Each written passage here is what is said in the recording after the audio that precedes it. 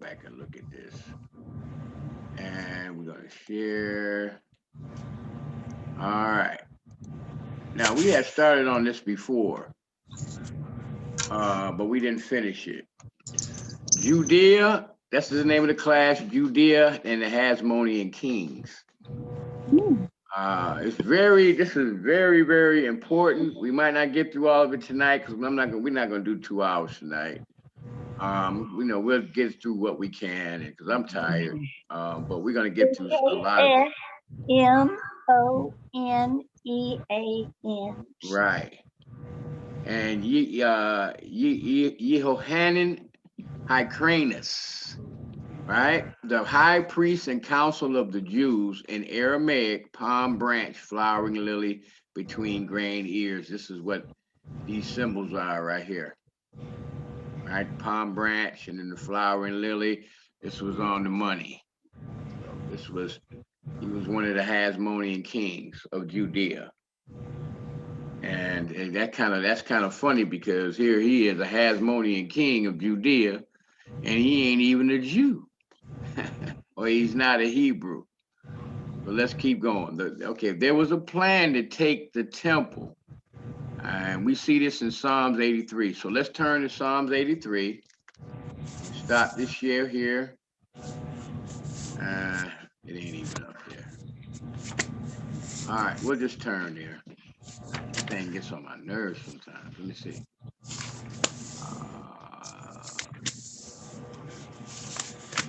Okay, it's gonna let me. I can do it this way.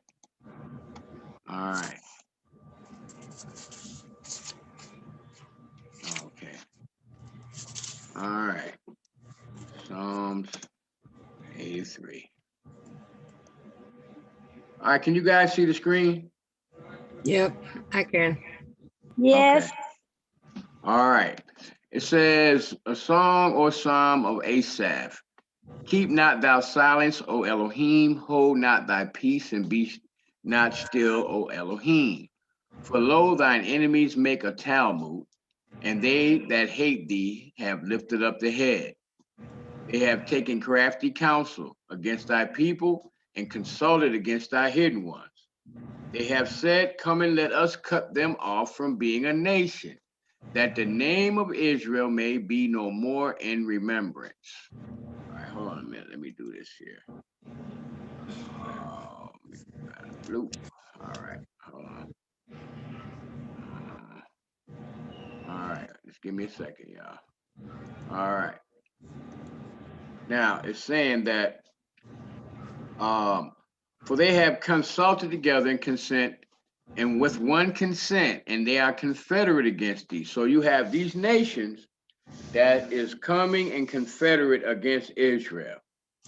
The tabernacles of Edom. We know who that is, right? Yep. Who is it? Esau. Esau. The Ishmaelites. That's the Arabs, right? Right. Of Moab and the Hagarenes. Who the Hagarenes? I don't know. I They're just the see children of Hagar. Okay. Let's go look. Okay. Okay, now this is one set of them. Let's see, Father Midbar. Same as the Ishmaelites. Right, the Ishmaelites, but Hagar, what's her name, did this one day. And Sarah's Egyptian slave girl, Abraham's concubine, Ishmael's mother. So I have a question. Yes.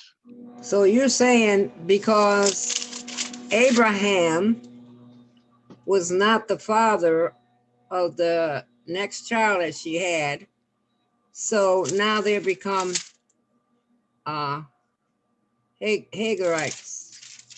Well, Ishmael, that's what they're called here, is Hagarenes. Yeah, but I'm saying due to Abraham being Ishmael's father, well, that was one name, but after that, she must have had more children, and so now that's the name. Well, maybe not, because he say his seed was going to be like the sands, the stars in the sky. Many nations shall be blessed of him. Okay. So we don't know I mean, we don't know. It does. The book never tells us what actually happened to Ishmael, No. right? It just says that they got put out, and that the Malak came to them and then prophesied to them, right? Yep. That's it. So maybe Okay. she was salty. Maybe she was mad. Like he put us out.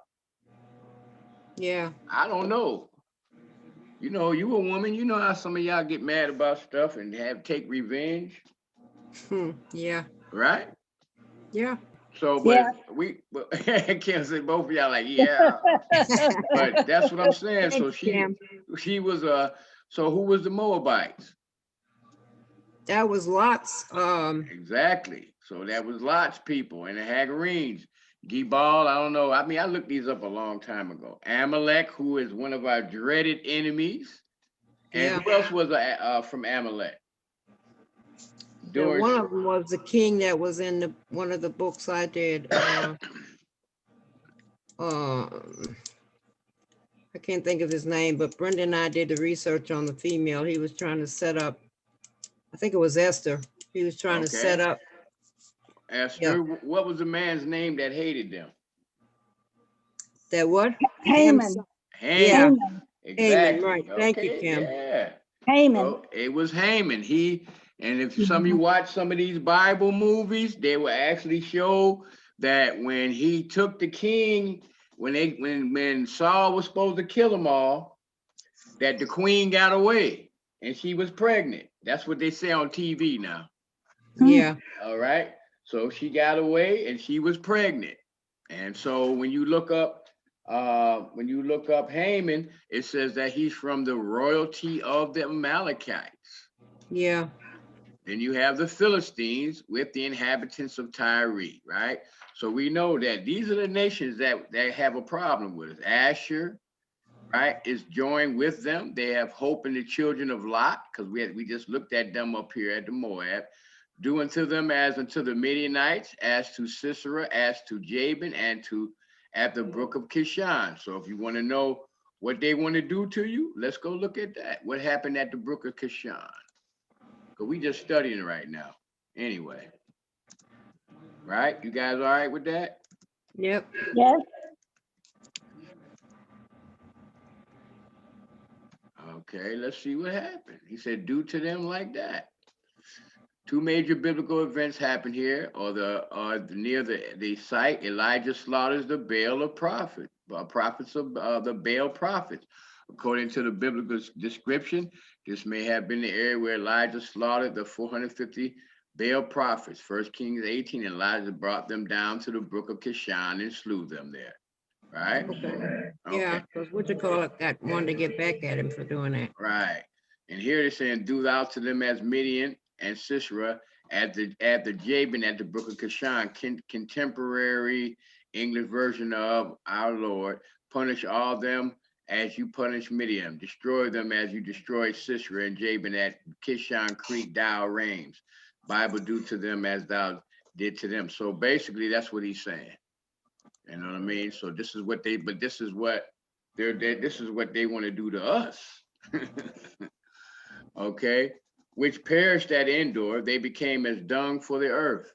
Make the nobles like Oreb and like Zeb, yea, all their princes as Zeba and as Zalmunna, who said, let us take to ourselves the houses of God in possession. But is that what they really was after?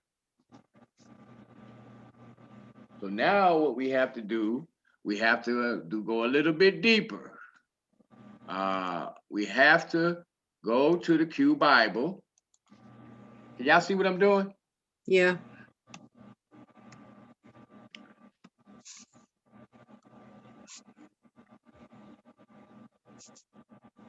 We have to do these type of things because so that's why I'm doing this, kind of just to show, because I'm gonna put some of the stuff that when we study like this up online, so you can see what's going on and how to do this stuff. And Noel, when you start doing your research, you're gonna have to use these tools. All right, now, and that Zondervan dictionary probably would be a good place to start. to find out some of the customs of the people. You still there, Noel? Yes. Okay, that might be a good place to start if you want to find out some of the customs at that time, and some of the Eastern customs when it came to wives and concubines and stuff like that.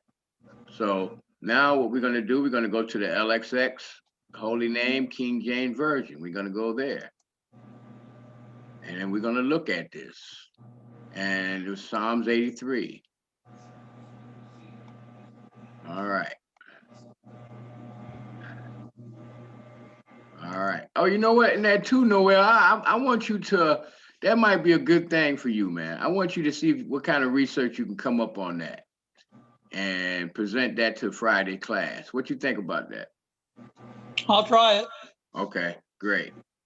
Now, so that was what verse did we say that day?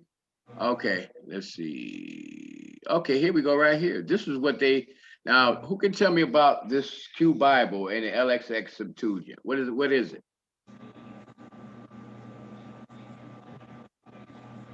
Come on, ain't nobody but three of us. Just It's three. one of the oldest one. That's one of the oldest Bibles. It's before, I believe, King James Version. Okay. It's the Greek. What is it? Okay, my wife said, what did you say, wife? Come It's on. the Greek. What about the Greek? It was translated from Hebrew to Greek, During what period? Babylonian.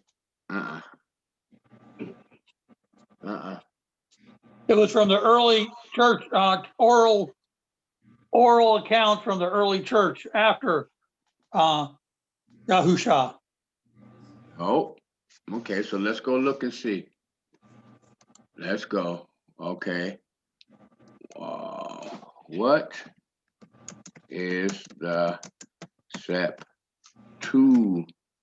I think that's how you spell it. There it is. Go back. Come on. It's the Septuagint.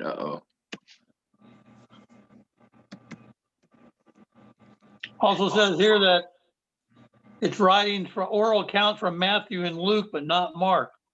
Right. That's true. Okay. Now let's look at this. The word Septuagint, abbreviated LXX, 50, 10, and 10, right? It means 70 in Latin and refers to the 70 or more accurately 72 Jewish scholars who supposedly worked on the translation. Now, they're going to say supposedly. So let's see. These people are so, they're a trip. But anyway, so they're showing you the little scrolls. The Septuagint, pronounced Septuagint, is a Greek translation of the Jewish scriptures completed between 300 to 200 BC. The word Septuagint, abbreviated LXX, means 70 in Latin and refers to the 70 or more accurately 72 Jewish scholars who supposedly worked on the translation. Many ancient legends exist as to the book's origin, but modern biblical scholars have determined the text was produced in Alexandria, Egypt, and finished during the reign of Ptolemy of Philadelphia. All right, why is that so important? We're going to find out. While some contend that Septuagint was translated for inclusion in the famous Library of Alexandria, who can tell me about the Library of Alexandria? Not me. Kim? Not me either. Mamo? Nope. Honey? What you want to know about the library? Tell me about it. I think I have a past due book there. Now, the Library of Alexander was a great giant library that when Alexander the Great used to conquer different places and all the other kings, they would always get their literature and bring it back there. This is one of the reasons why you find later on that they was calling the Greeks the fathers of this and the fathers of that, when really all they was doing was when they conquered you, they took all your books and all this type of stuff and studied them. They even went to Egypt to the universities there, and they would say that's where the word Ethiopian or Ethiopic comes from, because it's like Timbuktu, the land of the burnt face people. And this library was massive, and somebody set it on fire and burnt up all the books. So that might be something you might want to write down and go check out, because that's some really, really good information. And you also find out that Alexander the Great did not take one thing out from Yahuwah's temple or anything, because he feared Yahuwah. Every other place he plundered, but he didn't do that to the temple in Jerusalem. I'm just putting it out there. So did I send you guys the book of Josephus? Yes. I know I sent everybody a copy of that. You might want to start trying to read that on your spare time, okay? Okay. More likely, the purpose was to furnish scriptures to Jews who had dispersed from Israel across the ancient world, because what was happening was they had started to assimilate themselves, just like they do in America, like we assimilate ourselves in America. They was doing the same thing. Some of them couldn't even speak Hebrew no more. They were just speaking Greek. Over the centuries, succeeding generation of Jews had forgotten how to read Hebrew, but they could read Greek. Greek had become the common language of the ancient world due to the conquest and Hellenizing done by Alexander the Great. The Septuagint was written in Koine, a common Greek, the everyday language used by the Jews in dealing with the Gentiles. The Septuagint includes the 39 canonical books of the Old Testament. However, it also includes several books written after Malachi and before the New Testament Jews and Protestants. Do not consider these books to be inspired by God. They were included for historical or religious reason. Now, this is a scholar saying this, so you can't really. Now, yeah, I mean, I don't really put credence in that because I've read them. Jerome, who knows who Jerome is? And you guys can see it on the screen. He's an early Bible scholar, right? What did he do? He was a Bible scholar. He did a lot of translation, called these non-canonical books the Apocrypha, which means hidden writings. They include Judith, Tobit, Baruch, Sirach, or Ecclesiasticus, the Wisdom of Solomon, First Maccabees, Second Maccabees, the two books of Esdras, additions to the book of Esther, additions to the book of Daniel, and the prayer of Manasseh. Okay, so it was Jerome. If you go do real history on it, you're gonna find out he felt like they weren't canonical, but he still added them. But then later on, the Catholic Church took them out. And I'm telling you right now, when you read the book of Baruch, I mean, Judith was good, Tobit was real good, but the best three out of these is Baruch, Sirach, and the Wisdom of Solomon. And, oh yeah, and the book of Ezra, both books of Ezra, which you guys have that in your Sefer, right? Yeah. Right, Kim? Noel? Yeah. Yes. Okay, you guys, I know I'm getting on your nerves. Y'all like, yes. Oh no, it's We just just keep it muted so that, when I drop the glass on the table, it doesn't break everybody's ears. Okay. But this is where, so Jerome is one of the ones that said, well, these books are not this or they're not that. That's where that came from. He decided, because this is how a lot of these things was happening. But now I mean, this is something you guys can look up and check out later. But this is what I want you guys to see. Let's see. Where were we? Oh, were we right there? We're right. Oh, now we know. Let's see. What was it? What verse was that? 9. Let me see. Oh, here it is right here. Now, see, now notice the difference. Here in the King James, thanks to Jerome and them, because they had something to do with this too, who said, let us take to ourselves the houses of Elohim in possession. But here it was originally translated as who said, let us take to ourselves the altar of Elohim as the inheritance. That's a big difference. Don't you think so? Yeah, yeah. Right? Yes. Because he's not saying the house of Elohim, like the temple. He just said the houses. But here he's saying the altar. So they was after the priesthood. This is basically what was happening. Now let's do this here. All right. Let me get rid of you. Let me get rid of you. Let me get rid of you. And all right. So now we see what they was after. All right. Now let's keep going. Where was I? Oh, here it is. I was right here. Now watch this. Oh, my Elohim, make them like a wheel as the stubble before the wind, as the fire burneth for wood, as the flame setteth the mountains on fire. So persecute them with thy tempest and make them afraid with thy storm. Fill their faces with shame that they may seek thy name, O Elohim. So we see some of this stuff is going on right now, right? I mean, right? Look, I mean, you've been watching the news. Now, these are your enemies, and if you really actually, and it's not just our enemies, it's y'all, it's everybody that's trying to keep the commandments enemy. You have to look at it that way, because you are hated. So now think about it. If you actually went and did all this research and find out who these people is, you're gonna find out they still walking around here. But you know, these fires is burning up everything, and these storms. This is what David asked for, right? Or the psalmist said, let the fire burn, let it as fire burneth, O my Elohim, like make them like the wheel as a stubble before the wind, as a fire burneth for wood, as a flame setteth the mountains on fire. So persecute them with thy tempest and make them afraid of thy storm. We just watched the thing yesterday, the night before.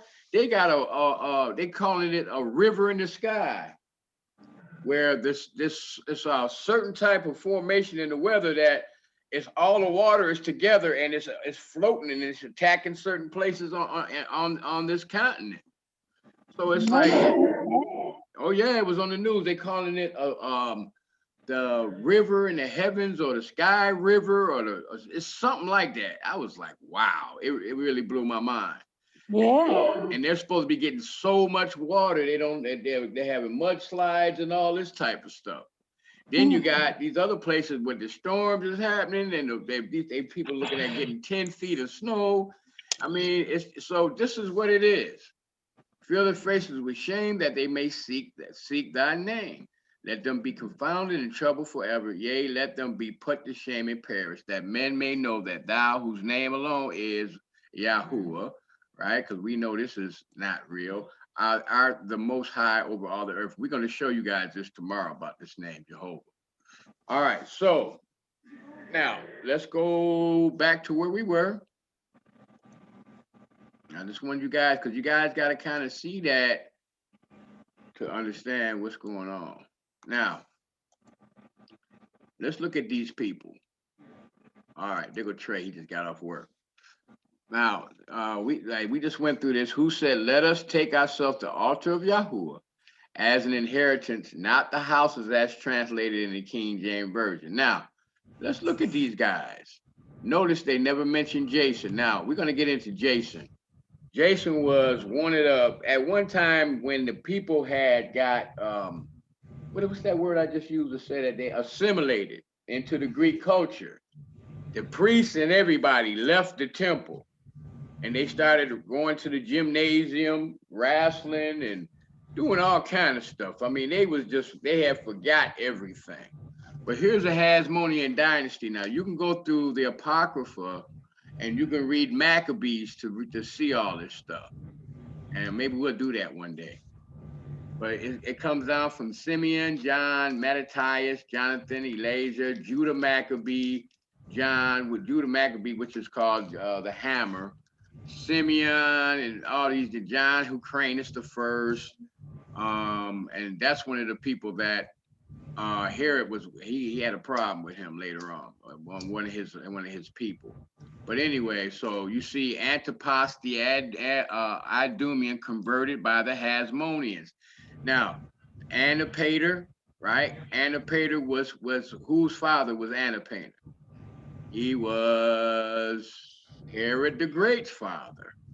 And he's the one that won, he was a champion for the Romans. He saved one of the Caesar's lives, and they rewarded him by giving, that's how Herod ended up getting the being governor over Judea because of his father. So here you have an Idumean who is Herod, because the book tells you he was an Idumean. He was in charge of the Judah, which was left in Jerusalem. You still got the 10 tribes that's scattered all over the place over here. They're trying to come back into Jerusalem, but they're Hellenized, so they don't know anything, and it's a problem between the two. This is where the hatred comes from. Well, it goes back further than that, because remember before we was reading how they was always arguing and bickering, and they got ready to fight each other, and Yahuwah said what? He said, no, y'all don't fight each other. I caused this, right? But it's always been a problem. So this is what's going on. I'm just trying to give you guys a kind of understanding of this, because we're going to have to understand a little bit of this when we get to start reading when the Mashiach was dealing with them in Paul. These are some of the men who ruled our people, lived in palaces, and were not Israel. Distant relatives of our enemies, Psalms 83, that became the Sadducees. John Hyrcanus, he ended up being high priest. Now, notice this is supposed to be his crown here. I'm going to fill all this stuff in later. Here's supposed to be the breastplate. It is nothing like what it's supposed to be. Here's Simon Thassi, second son of Mattathias, prince of the Hasmonean dynasty, 142 through 135 BCE. And then here's Aristobulus III, the last priest of the dynasty. So they all of these three jokers was Hasmoneans. And here they got their little breastplate on to show you the little crown that Aaron had on. Same thing here. All right. Now, and this is the lineage: Simon Thassi, John Hyrcanus, Aristobulus I, Alexander Jannaeus, Salome Alexandra, Aristobulus II, Hyrcanus II, Antagonist the second, Mattathias, Hyrcanus II, restored. See, all the people of all these people end up being the Sadducees. Now, we talked about this before about Ben-Hur, right? Who can tell me who saw the movie Ben-Hur? Nobody. Okay. They got a new Ben-Hur out. Yeah. We saw it. Okay. Now, Charlton Heston Ben-Hur, I don't really remember that, but he wasn't a poor man, was he? No. He had servants, didn't he?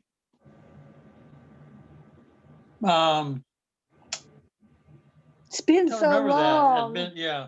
Well, go ahead, I'm sorry. It's been a while. I know I haven't, but I watched, they had a newer version that came out.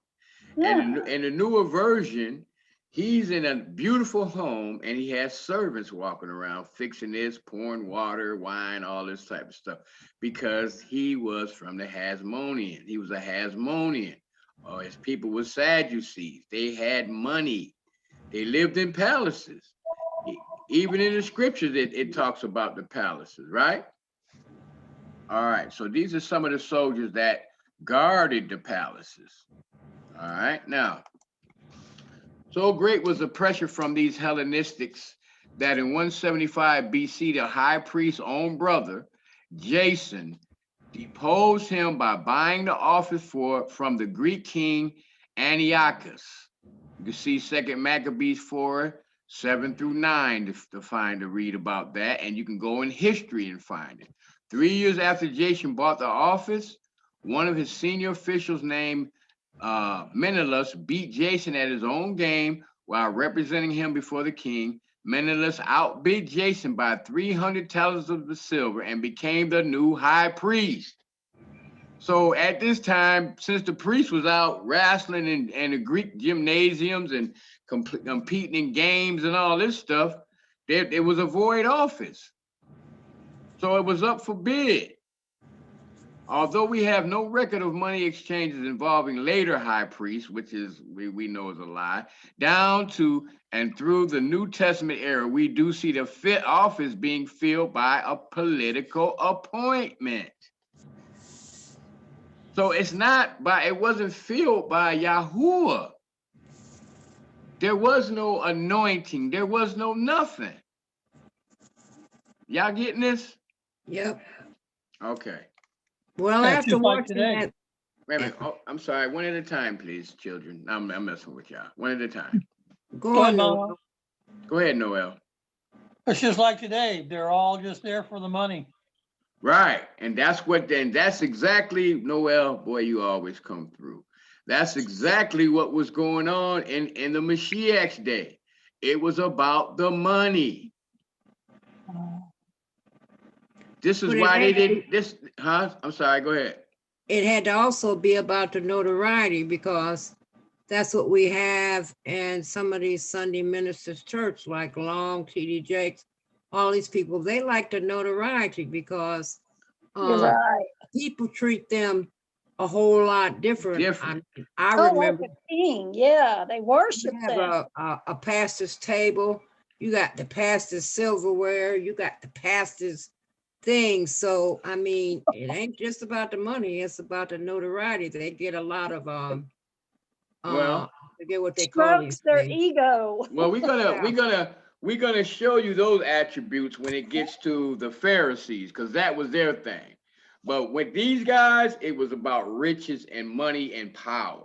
But you're absolutely right. But those characteristics belong to the Pharisees, and we're gonna show you that. This is why the Mashiach said, y'all like wearing these broad philosophies and Yep. being out in public, and then they were so caught up in themselves when they got ready to do an offering that somebody had to blow the trumpet to let you know that a Pharisee was dropping money. You see what I'm saying? It's when he said, when you see in the marketplace, you like people running up to you, oh, Rabbi. You're exactly right. But that was the Pharisees. Right now, we on the Sadducees, right? All right, let's keep going. When Jason's successor, Menelaus, stole some gold vessels from the temple and sold them to neighboring cities. See what I'm saying? This is how much they didn't even respect it. They didn't know that it meant nothing to them because they were not Hebrews. Presumptively to finance his political bribes, Onias III denounced him publicly. Angered by the opposition, Menelaus sent an assassin to Syria to kill the ex-high priest. Jason and his two immediate successors, Menelaus and Alcimus, instituted Hellenistic reforms. The author of 2 Maccabees records that Jason abolished the lawful way of life and introduced practices which were against the law. So now we're starting to see why old Jerome might not have wanted y'all to know none of this information, because he had discredited it. Well, okay, the spirit ain't gonna let him not put it in the book, but he's gonna say, well, it's not really canonical. In particular, Jason established a Greek gymnasium in Jerusalem and actively encouraged the youth to participate in its activities. The gymnasium apparently became so popular that the priests would no longer intent upon their service at the altar.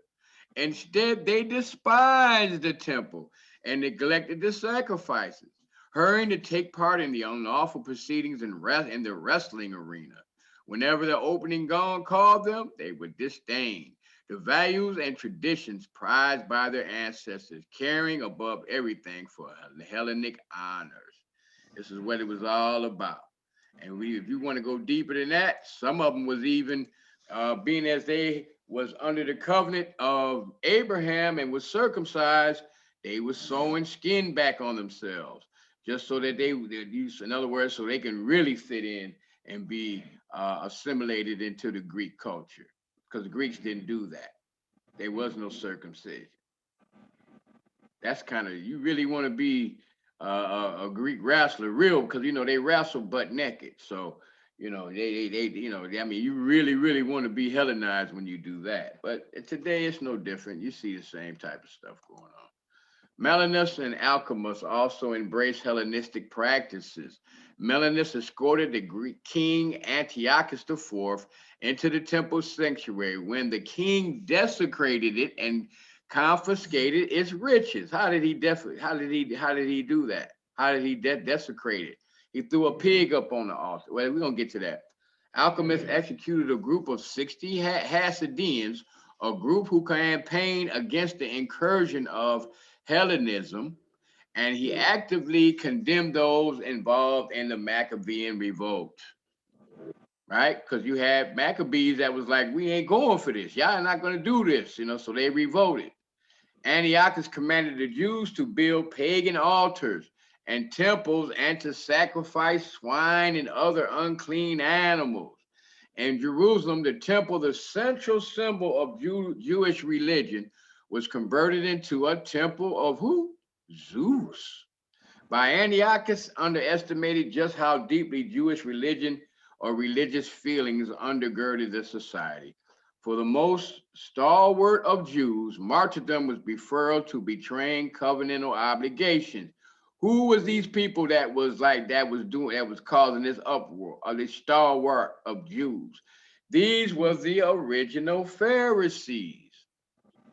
For example, Second Maccabees record that the aged scribe Eleazar, as well as a mother and her 7 sons, submitted to torture and execution rather than eat swine's flesh.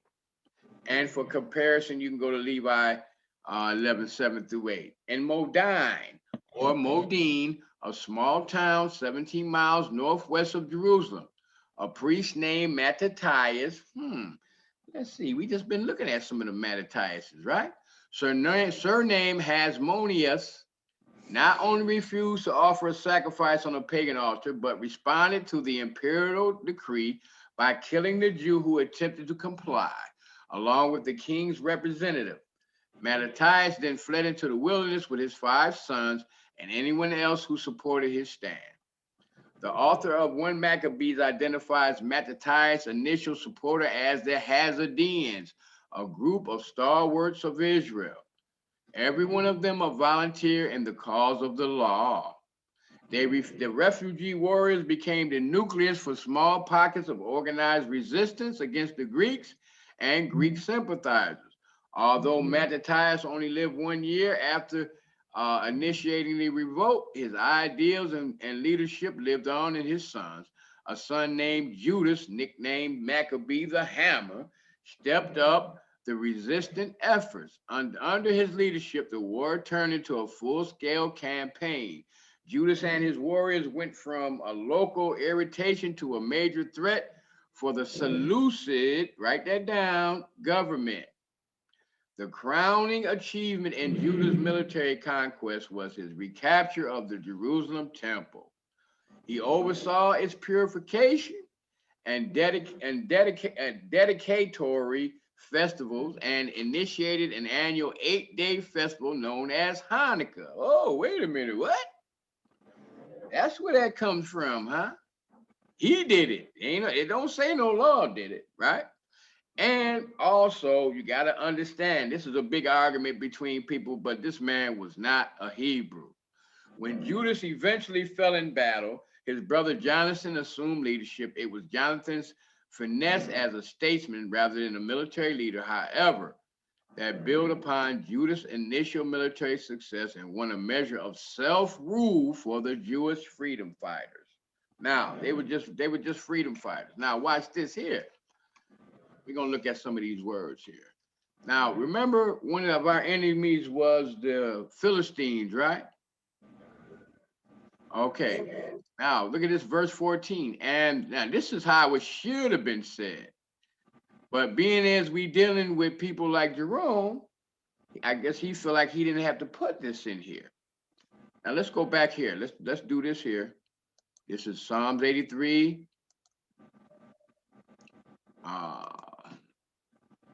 Psalms 83, that was verse 13, right?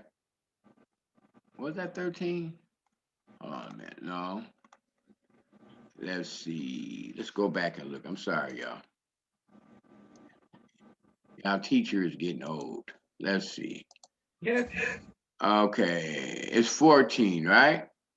All right, let's go back and look now. It Yeah. says 10 and 14. You're on 83. Oh, I'm on 83. It said 10 and 14. Oh, yeah. I'm sorry, because this is the, see, I forgot. I ain't did this in so long. This is the genealogy of the nations. That's right. I'm so sorry.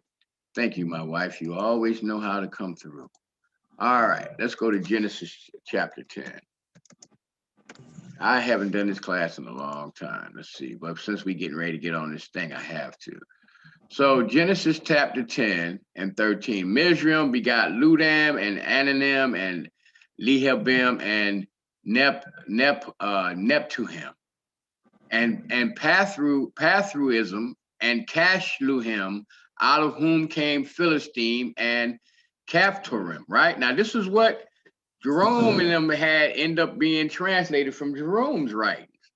Okay, you see these? You see what's in there, right? Okay, now this is what they did, because they're trying to keep you from finding this stuff out. Here we look at 14, we see Pasternim and the Chasmonim or Chasmonim, which came forth from the Philistine or the Philistine and the Gatharim. So here comes this Hasmonean or the Chasmonim from the Philistines. But it gives us a number here, H number 3695. So we got to go to H number 3695. And we get the word Kaskulin, a plural, probably a foreign derivation. Kashulim, fortified, a people of the tribe descended from Egypt, progenitors of the Philistines and the Capits. So what they did was they switched this up. He didn't even put that in there. He's calling them Castorim, but he left out the Hasmonean. He left that out because they don't want you to see this. Do y'all see what I'm saying? I'm showing y'all. Yes. Okay, so that's totally was out, but this is why we use this LXX, because this is where you start seeing stuff and stuff is missing or stuff is added. Sometimes you'll see they'll have a word abbreviated and that means it's added. So here they took out the whole deal with dealing with, because they don't want you to find these Hasmoneans, because the Chasmonim that's these people that's from the Philistines. So the people that end up taking the altar that they was calling the Sadducees, right? These were Philistines. They said they was going to take the altar, didn't they? Now watch this. Hasmoneas or Ashmodeans. That's what I was doing that time I came to the house and I used that book you had, Mother. The Ashmodeus of the book of Tobit is hostile to Sarah, Raguel's daughter, and slays 7 successive husbands. Now this is what this thing is. So Hasmodeus or Ashmodeans, Ashmedai, the Ashmedias of the book. Now you're gonna wait till you find out what this is. She slays 7 successive husbands in their wedding, and their wedding nights, impeding the sexual consummation of the marriage. He is described as the worst of what? Demons. When the young Tobias is about to marry her, Asmodeus proposes the same fate for him, but Tobias is enabled through the counsels of his attendant angel, Raphael, to render him Enochus by placing a fish heart and liver on red hot cinders. Tobias produced a smoky vapor that caused the demon to flee. Now, this is what Tobias saying, and a lot of people say, well, see that, you can't, I don't really believe that because of the fact that you can't cause a demon to run away by burning a fish oil, fish liver or something. That might be true. Perhaps but this is the killer right here. All right. Hello? Hey, the Sabbath is in. Yeah, and we have a class. So I'm going to get with you tomorrow night. Okay. All right. Now, the future of Ash. Now, this is in the Talmud. This is in the Talmud. Who can tell me what the Talmud is?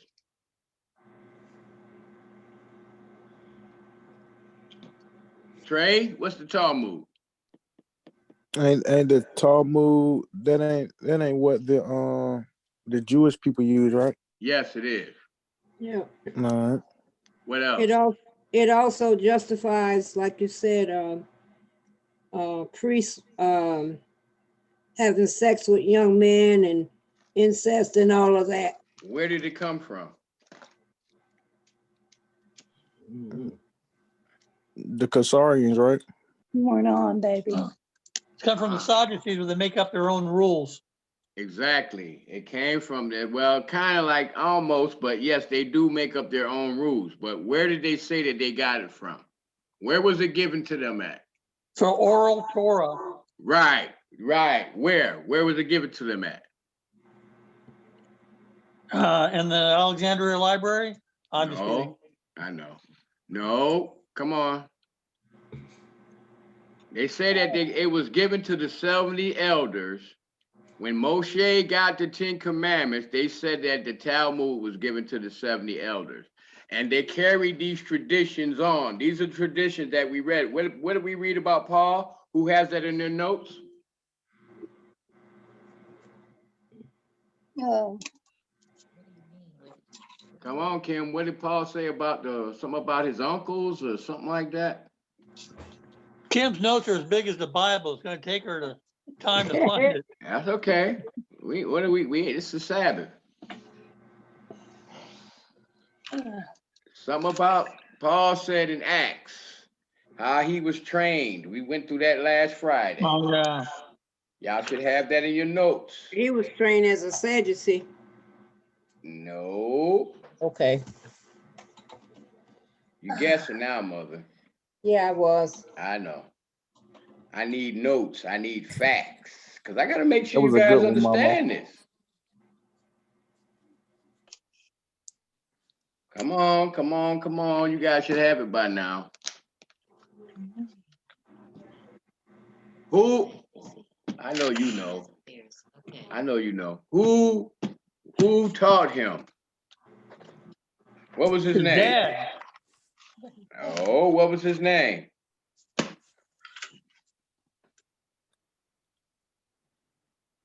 Who's a priest that told them, look, y'all need to look at this thing because if it's of Yahuwah, you can't fight this thing.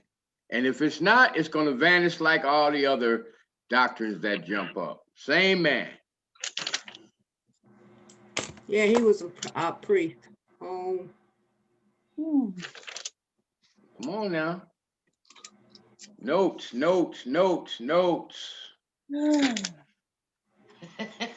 I know, it feel like you back in school, huh, Kim? I'm the schoolmaster. No, I can't read them, so I'm not bothering with it. Come on, Trey. You're supposed to have notes on this, Trey, now.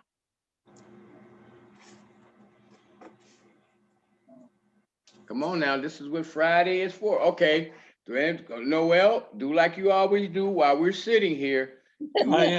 Do the secret computer thing and quietly and come up with the answer.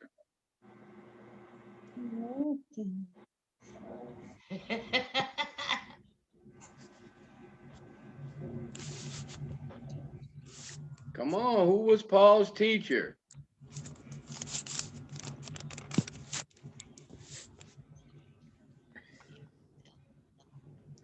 I want them to find this for themselves.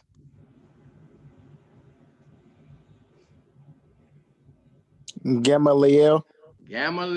Okay. And what did Paul say? How was he trained? Oh, you're talking about after Paul had his coming to. He told you in Acts he was trained by his uncles and the traditions of their uncles. Is that what he said? What tradition? They were Romans, right? No. What traditions did Paul say he was trained in? Was it his brothers? His sisters? Come on, Noel, go to the secret script, the secret phone. It's at I'm it's at working. Acts 22. Acts what? 22. Okay, let's read it. You sure that's what it is? Let's read it. Let's go to Acts 22. We're gonna come back here. Acts 22. Okay, 22 and what? Verse 3. Oh, let's see. I am verily a man which am a Jew born in Tarsus, a city in Cilicia, yet brought up in this city at the feet of Gamaliel, and taught according to the perfect manner of the law of the what? Father, Father. and was zealous toward Elohim as ye are this day. So the father, the law of the fathers is what the problem was. This is where the problem came from. Because what'd you say they had what, Noel? Traditions? Traditions. And they, Can you go to the secret source and find out how many laws and traditions they might have had? hold on. you at least supposed to be like act like I'm like you supposed to pretend like but now you like, okay, hold on, like I know he knows now. I don't care as long as you guys get this, man, whatever it takes, because you're gonna have to explain this to somebody one day, and you're gonna call me and I'm gonna be like, man, I'm driving right now, y'all got notes, you're supposed to be able to break this down. Because I know some of y'all want y'all family members to get this, don't you? I'm sure you do.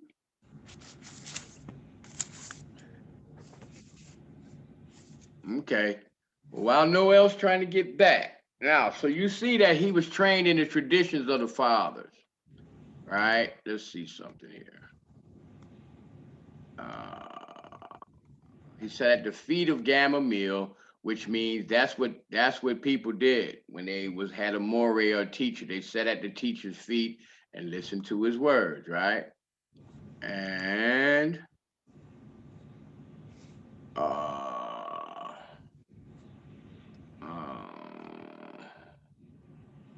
okay, see, this thing here is crazy. All right, let's see. It's not going any further, but it should say traditions. But anyway, let's do this now. So we're done with that now. Let's go back to where we were. And you can let us know by the end of the class, Noel. Okay, now the figure of Ashmedai in the Talmud is less Maligan in character than the Ashmodeus of Tobit. In the former, he appears repeatedly in the light of a good-natured and humorous fellow.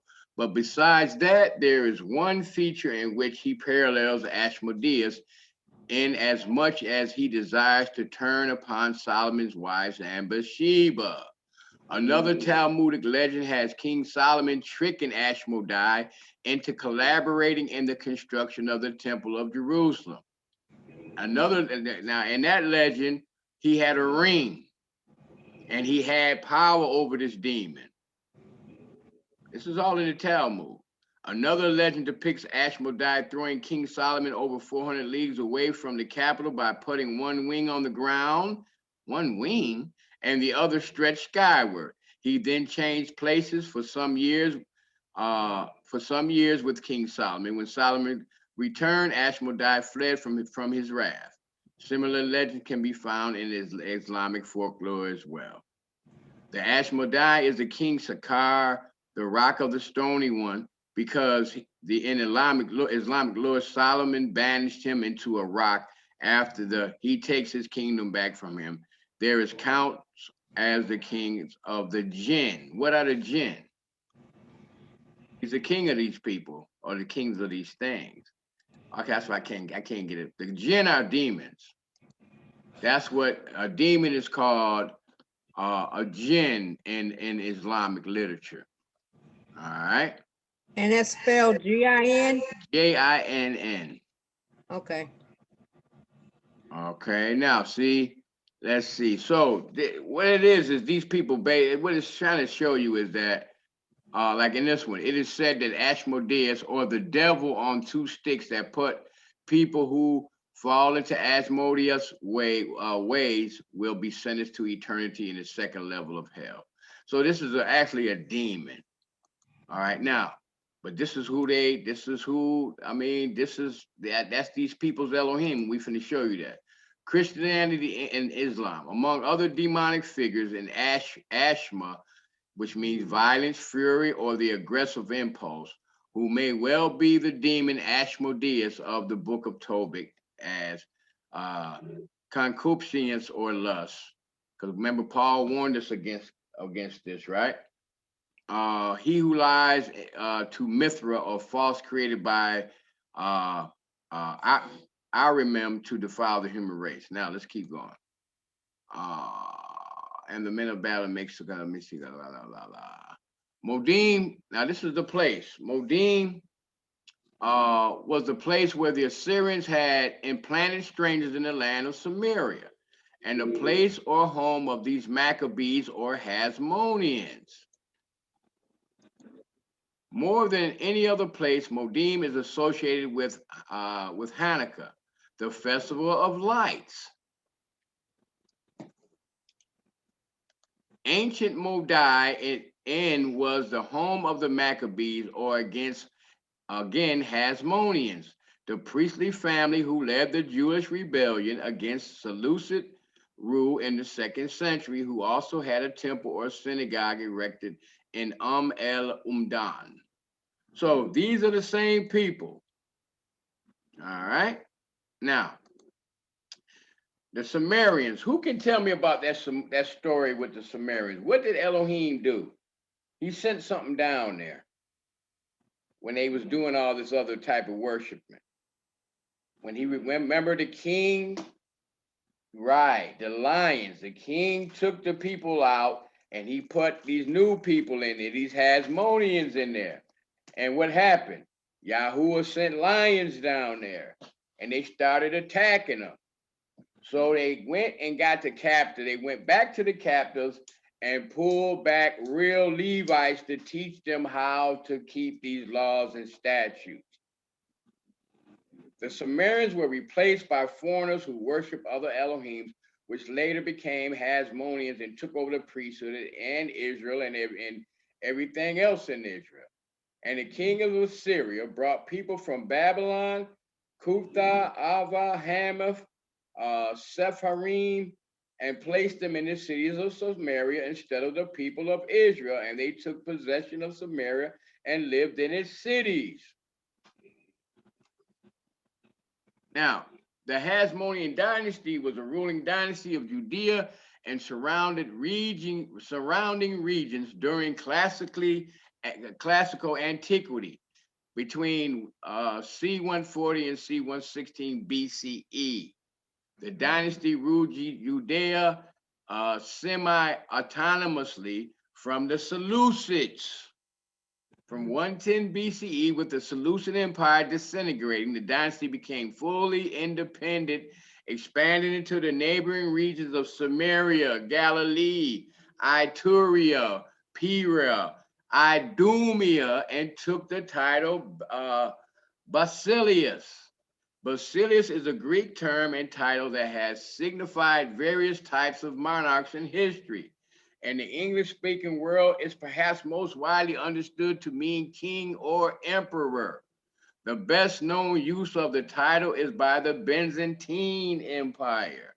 But the title also has a longer history of use by sovereigns and other persons of authority in ancient Greece, as well as for the kings of modern Greece. The acts of Hasmonean high priests attested to its classical sources, such as Alexander Janus, executions of the Pharisees, are often linked to mention of the wicked priests in the Dead Sea Scrolls. Wicked priests, Romanized Hebrew, the Cohen Harasa, or Ha Cohen Harasa, is Okay, let me get rid of that. I wouldn't want to do it this time. Okay, but Cohen means priest, y'all.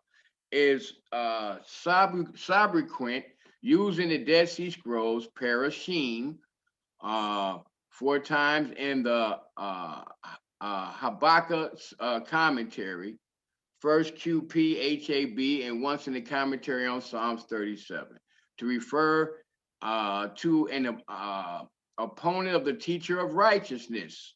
So this is what these people were. They was the opponent of the teacher of righteousness. Who was that? Come on, y'all sleep? No, Putting people to sleep. I can't help them putting them to sleep. They gotta. This is. I told them it's gonna be boring tonight. This is part of this thing. You gotta understand. This is history. You gotta know this. It has been suggested that the phrase is a pun on the Cohen Haros, as meaning the high priest, but this is not the proper term for the high priest. He is generally identified with the Hasmonean Maccabean high priest or priest. However, his exact identification remains controversial and has been called one of the knottiest problems connected with the Dead Sea Scrolls. So he's telling you in the Dead Sea Scrolls that these people were opponents of the teacher of righteousness. The Habakkuk commentary was one of the original 70 Dead Sea Scrolls discovered in 1947 and published in 51. Moreover, the arrogant man seizes wealth without halting. He widened his gillet. Like hell and like death, he has never enough. All the nations are gathered to him, and all the people are assembled to him. Will they not all of them taunt him and jeer at him, saying, woe to him who amasses that which is not his? Do y'all hear this? I know it's boring, but this is how long will he load himself up with pledges? Interpreted, this concerns the wicked priest who was called by the name of truth when he first arose, but when he ruled over Israel, his heart became proud, and he forsook Elohim and betrayed the precepts for the sake of riches. He robbed and amassed the riches of men of violence who rebelled against Elohim, and he took the wealth of the peoples, heaping sinful iniquity upon himself, and he lived in the ways of abominations amidst every unclean defilement. Because of the blood of men and the violence done to the land, to the city, and all its inhabitants, interpreted, this concerns the wicked priest whom Elohim delivered into the hands of his enemy because of the iniquity committed against the teacher of righteousness and the men of his council. Who was the men of his council? The apostles. Is anybody still there? yeah, Okay. Yeah.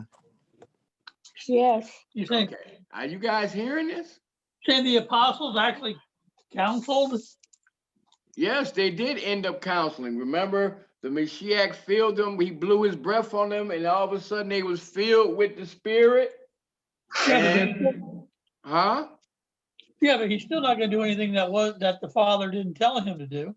I know that, but what he's trying to tell you here is these wicked priests are these Hasmoneans. Yeah, This is why what did it say? That they were enemies to the preacher of righteousness, and that he might be humbled by means of destroying scourge and bitterness or so, because he had done wickedly to his elect. It's all in the Dead Sea Scrolls. Woe to him who causes his neighbor to drink, who pours out his venom to make them drunk, that he may gaze upon their feasts. This is what they was doing. Interpreted, this concerns the wicked priest who pursued the teacher of righteousness to the house of his exile, that he might confuse him with the venomous fury, and the time appointed for rest.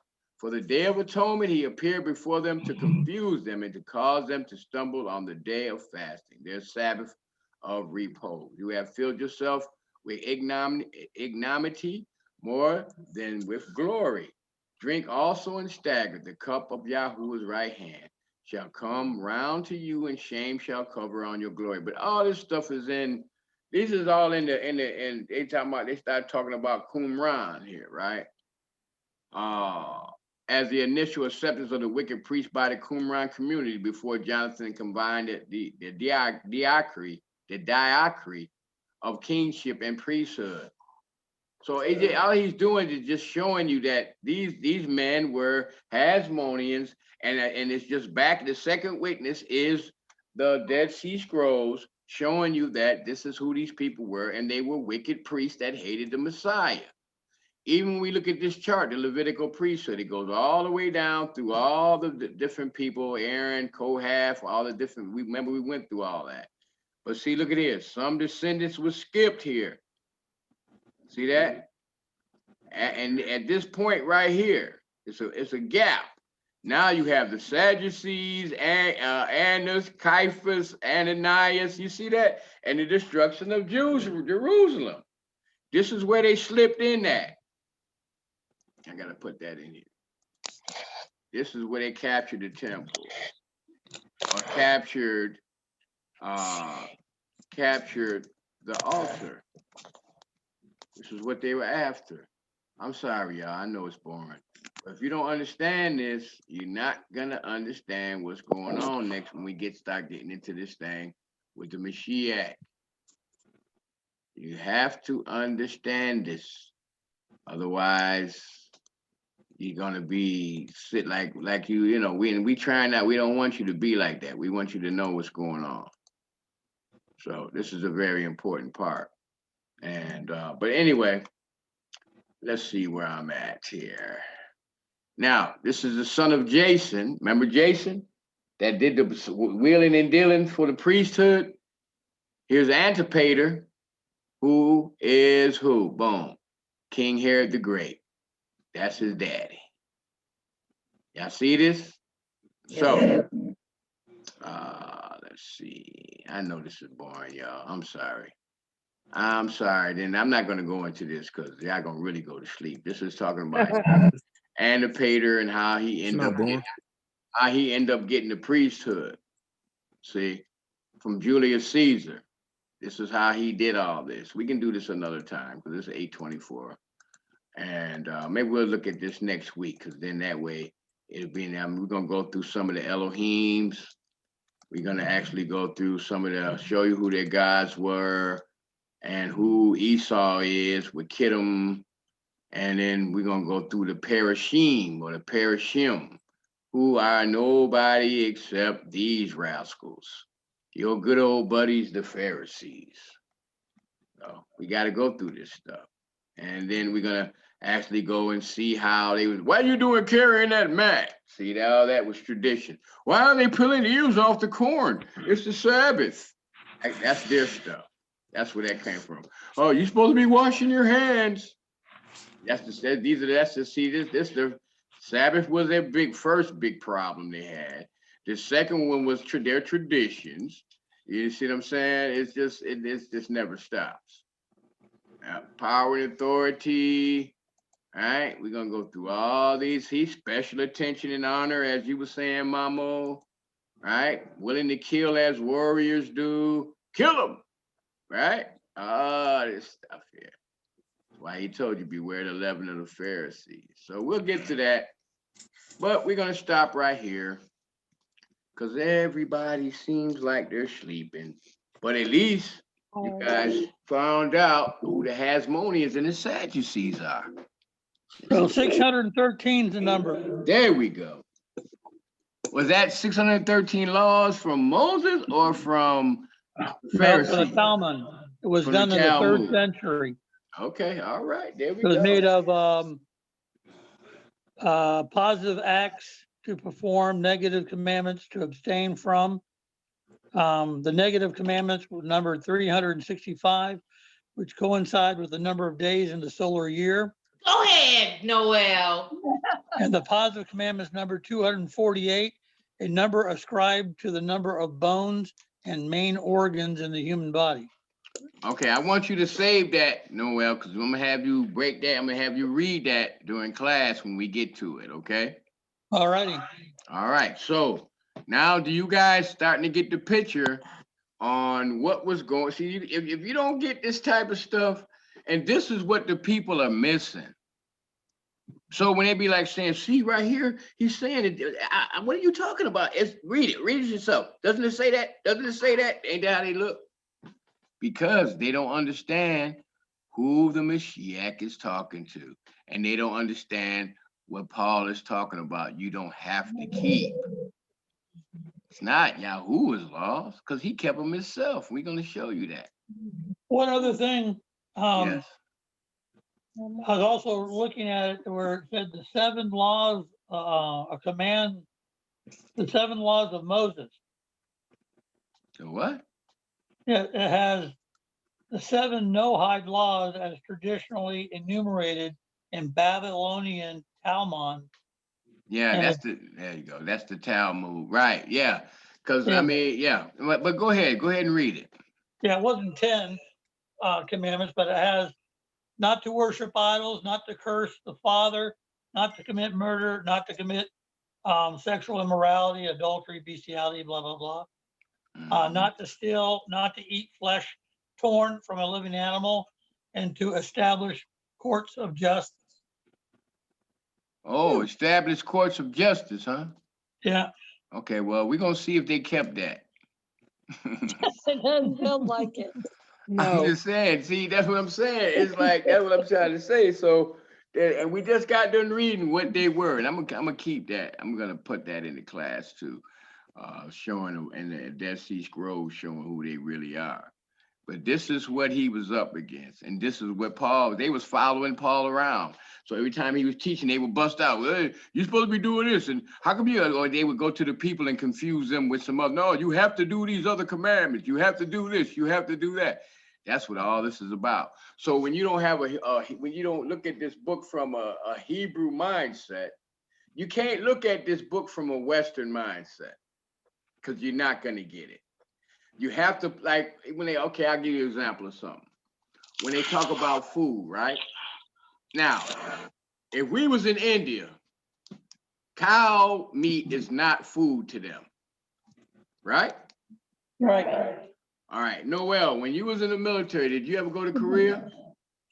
Now I went to Okinawa, Japan, and the Philippines. Okay, in Okinawa, you know good and well they might eat a snake, a lizard, anything like that. Might have scorpion soup. To them, that is food. But to us, that we don't recognize that as food. Disgusting. Right? So when you start talking about food for us that keep the commandments, we already know that what our food is, when we know what we're commanded not to eat. So we would never even consider scorpion soup as food. That's right. So when we start going to the scriptures and he starts saying stuff like, it's not what comes, but it goes into the man, but what comes out of the man that makes him unclean. First of all, he ain't even dealing with no food. He's talking about what comes out of the man, like these oral traditions, these words that you speak, right? How you speak to people. That's what makes you unclean. Then when he says that if you can pray over it and eat it. Well, first of all, in our culture, we know that we've been raised from centuries off. We ain't never been to America. We've been Israelites our whole life. Then we know that we can pray over what's on our plate because it's gonna be something that's clean, because that's part of our culture. Y'all understand? yeah. Thank goodness. That makes sense, don't it? Yes. Yeah. This is what we got to understand. So when you're dealing with people, they're going to be looking at this book from an American mindset, and you can't do that, because you have to say, well, if I'm in this country, this is like they would tell us whenever I was at, they were like, okay, be careful when you go down here, because they eat bulgogi and you might get drunk and they might offer you some on a stick while they barbecue, and you have to understand that this is dog. Yeah. Somebody say something? No, no, not. Huh? I was talking to Kim. Oh, I thought you was acting like you was back overseas. You said, I'm like, like, okay, Noel, you've been gone from there a long time ago. We not back in Cambodia. But anyway, I'm just trying to be funny. I can't do like you, Noel. Nobody laughs at my jokes. But anyway, Yeah. Oh, we're all laughing. Everybody just had the mute on. I know. But anyway, but that's what I'm trying. That's what you guys got to understand. We always approach this book from a Hebrew mindset, a biblical mindset. You got to put yourself in that place because, and you're dealing with people that they're assimilated to this culture. You have to understand that. In their mind, we eat like, I'm American, we like beef. But in India, you can't go over there doing that. They ain't finna have it because that's the Elohim. Like, I give you guys another example, then I'm gonna let y'all go. All right. And people, I was talking to the guy who was in the truck today, and I was trying to get him to see, which he saw right away, that when you say that the children of Israel was saved by grace through faith, right? That this already been going on. Think about it. Here they are. They went ahead and they sacrificed these lambs, right? But did y'all know that the ram and the lamb is an Elohim to the Egyptian? Yeah.